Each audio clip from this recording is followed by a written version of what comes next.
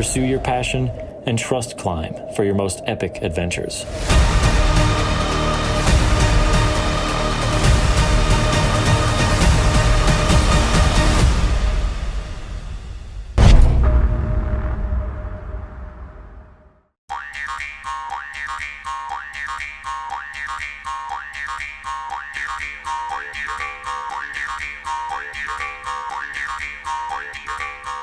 Bonjour, bienvenue à vous sur la chaîne YouTube de Moto Magazine, la seule chaîne du PAF sans langue de bois. Ouais, c'est pas mal. Hein, ouais. De toute manière, le jour où je vais y arriver, ce sera même plus drôle. Oui, c'est ça. Puis voilà. les gens iront voir ailleurs. Voilà. Ce qu'ils veulent voir, c'est tes échecs successifs. Exactement. C'est ta capacité à aligner 8 mots d'affilée depuis des mois et des mois. Voilà, c'est ça. En fait, voilà, c'est exactement ça. Ils viennent voir ça. Mais ils viennent surtout t'écouter nous parler de la Yamaha Ténéré World Raid. Ouais, je ne sais pas si on dit Ténéré 700 World Raid. Non, ils disent plus 700. Parce qu'en fait, aujourd'hui, il n'y a plus que la 700 chez Yamaha au catalogue. C'est ça. Donc la cylindrée a disparu, c'est Ténéré tout court. Ténéré voilà, donc la Ténéré World Raid. Je rappellerai qu'on avait fait une petite vidéo de présentation au Salon de Lyon avec l'excellentissime, l'immense François Tarou. Ah, oui.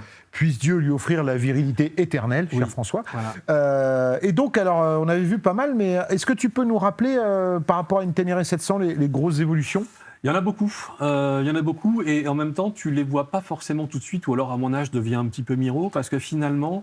la vieillesse, c'est un naufrage. C'est un naufrage. Non, ils ont conservé des coloris assez sobres, c'est-à-dire que c'est du noir ou du bleu Yamaha, mais l'avant de la moto est intégré dans une espèce de coque en plastique, façon carbone, camo, machin. Donc en fait, quand tu la vois de face, c'est pas super flagrant. La bulle a pris 15 mm en hauteur, avec des petits réflecteurs. Bon, il faut un peu un œil de lynx pour le voir. Et surtout, vu de face, en fait, tu as un gros réservoir de 23 litres avec double orifice de remplissage. Donc ça change beaucoup de choses. Sauf qu'en fait, c'est deux orifices. Deux orifices de remplissage. Tu nous précises deux orifices. Bah, tu dirais quoi, toi? Continuez, mon cher. Voilà, c'était juste de remplissage. Et voilà. Et en fait, c'est super bien intégré dans la moto. Ça fait pas gros bidon de super tanker qui a été rejeté à l'arrache. Comme ça, voilà. D'accord. Et donc, il y a ça. Il y a de meilleures suspensions. Ouais. Avec 20 mm de débattement en plus à l'avant comme à l'arrière. Donc, ce que tu appelles meilleur, c'est plus de réglages, plus de réglages, d'accord. Plus de réglages, plus de débattement. Tu as un amortisseur de direction, un gros sabot moteur. Et tu as aussi un nouveau tableau de bord TFT couleur. C'est pas du luxe parce que l'ancien, ça faisait un peu liseuse, bas de gamme à l'ancienne. Ouais. Ça faisait une moto de baroudeur, en fait. Mais bon, c'est vrai. Ok, le TFT. Et au niveau moteur, on est... Moteur, c'est pareil. C'est tout pareil. Frein, c'est pareil. Électronique, il n'y en a pas, donc c'est pareil. Ah, ils en ont pas mis. Bah non, en fait, le but de la Ténéré, c'est de rester... Moi, j'aime bien cette moto parce que, en fait, si tu veux, quand elle est arrivée, en 2019, c'était une sorte d'ovni parce que le marché valorisait une surenchère un peu débile. On avait des trails de 150, 160, 170 chevaux. Exact. 22, 23, 25 000 euros avec les options. 200 kilos, 250 kilos. Et à un moment, what the fuck, pourquoi tu te projettes sur un truc que tu vas subir? Or, la Ténéré, c'était 73 chevaux, un tarif à l'époque qui était sous la barre des 10 000 balles. Pas d'électronique, pas de contrôle de traction, juste le minimum, c'est-à-dire l'ABS. C'est ça. Et basta. On en reviendra d'ailleurs sur l'ABS. Et basta. Et donc, c'était une vision simple. Je dirais en fait que c'était la réincarnation moderne du trail monocylindre que moi, j'ai kiffé dans ma jeunesse. Moi, je kiffais en fait en 86 dans les Ardennes, une 600 Ténéré avec un gros bidon de 30 litres. Ouais, bien sûr. Moi, j'aurais vendu ma famille pour ça, tu vois. Donc, en fait, la seule évolution technologique, c'est le TFT. C'est le tableau de bord TFT. Alors, en techno, c'est le TFT. Et puis, tu as quand même 3 niveaux d'ABS. Tu peux déconnecter soit l'arrière, soit tout. Et reconnecter facilement d'un bouton. Donc ça, c'est pas mal pour ceux qui font du off-road et qui, à un moment, repassent sur la route et veulent régler leur truc. Je rajouterais un dernier détail. La critique que faisaient certains à la Ténéré, c'était un petit manque d'autonomie pour une moto qui se voulait une voyageuse.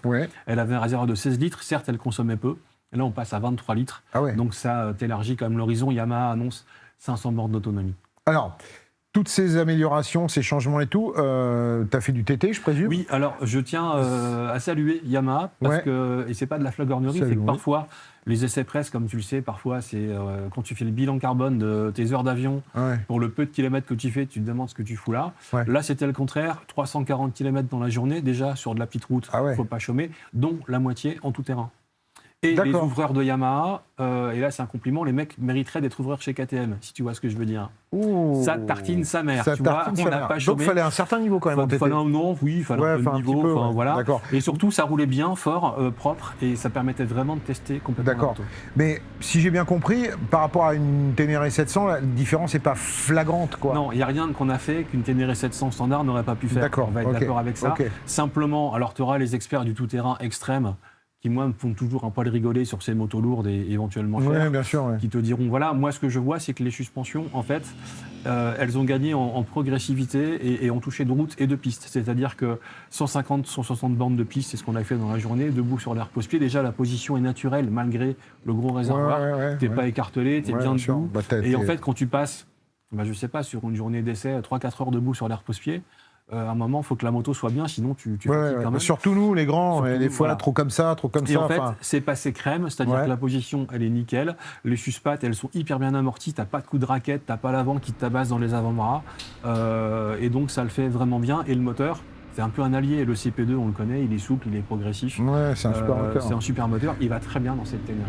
Donc en fait, cette World Raid, on va dire qu'elle augmente ses capacités de baroudeuse par des suspensions plus adaptées au tout-terrain que le modèle de base et par une autonomie supérieure. Voilà, et puis la selle est plus confortable et la protection de la bulle et des petits déflecteurs est un peu meilleure. Nous qui sommes grands, moi j'avais des petits turbulons sur le haut de la casquette cross.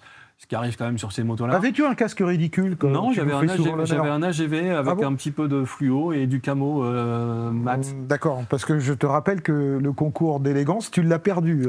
C'est toi qui le dis. Tu l'as perdu. Non, c'est les commentaires, j'étais plus élégant. Alors ce que je propose, c'est que Fred, qui est derrière la caméra et que l'on remercie à nouveau, mette en surimposition ton look sur la Desert X où tu es allé acheter à l'arrache la veille les équipements tout-terrain parce que tu n'avais rien. Exact. Et moi qui étais équipé en clim AGV et clim tout de suite, t'as envie d'aller en Patagonie. Non, mais c'est vrai que quand je t'ai vu, j'ai dit, le Brumel du off-roader. C'est le Brumel du off-roader. Voilà, donc au final, on parle argent ? Ouais, parlons d'argent. Parce que justement, c'est la question qui fâche en fait, en vrai. Parce que moi j'étais à une Ténéré normale, t'es à 10 900, je crois. Maintenant, non, la Ténéré était à 9 900 quand elle est sortie. Ouais, mais maintenant, t'es à 10 399. Voilà, celle avec la jolie peinture. T'es à 12 000, t'es à 1000 balles de plus. Ouais, et alors celle-là ? T'es à 1 euro des 13 000 boules. D'accord. Pour un trail de 73 chevaux, sans électronique, ça commence à être un peu cher. C'est-à-dire que moins cher et plus puissant, tu as une Touareg 660. Ouais. Pas beaucoup plus cher et beaucoup plus puissant avec plus d'électronique, tu as une 890 Adventure. Ah ouais.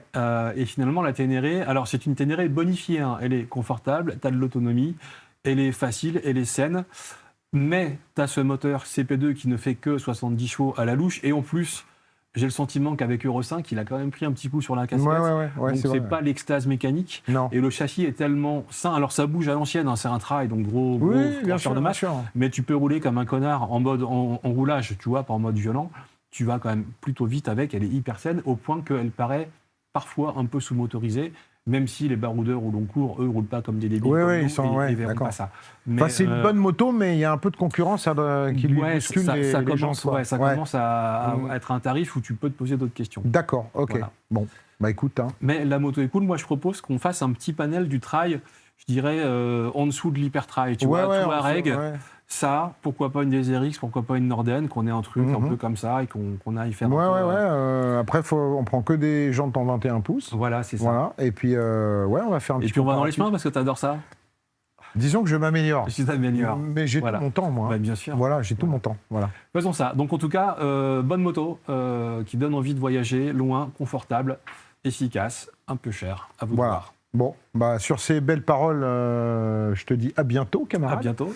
On va aller faire de la grosse sportive, là. Ça va chier. Ça va chier, on va ramener des vidéos assez sympas, et puis on vous dit à bientôt. Profitez, il commence à faire beau, là. Il y a un petit 30 degrés aujourd'hui, donc roulez, allez voir vos potes. Allez boire une bière au bord de la mer, allez vous taper un plateau de fruits. Enfin, profitez de la vie, il n'y a plus de Covid, il n'y a plus rien. Allez-y. Le principal, c'est de faire de la meule. Pas mieux. Bisous sur le casque, à bientôt. L'envers du décor sur les essais presse, c'est que le bon Mathieu Bretel, que vous connaissez, bonjour Mathieu. Comment allez-vous? Mathieu, quand il va en Espagne faire du segment de 20 km entre deux arrêts, se remplit sa petite gourde avec de l'eau. Un petit camelback. C'est mimi, hein. Écoutez, oui, je sais, je vais avoir mis des millions de critiques du chef des essais Axel en premier. Ça va faire marrer, ouais. Ah bah il va se foutre de ma gueule immédiatement.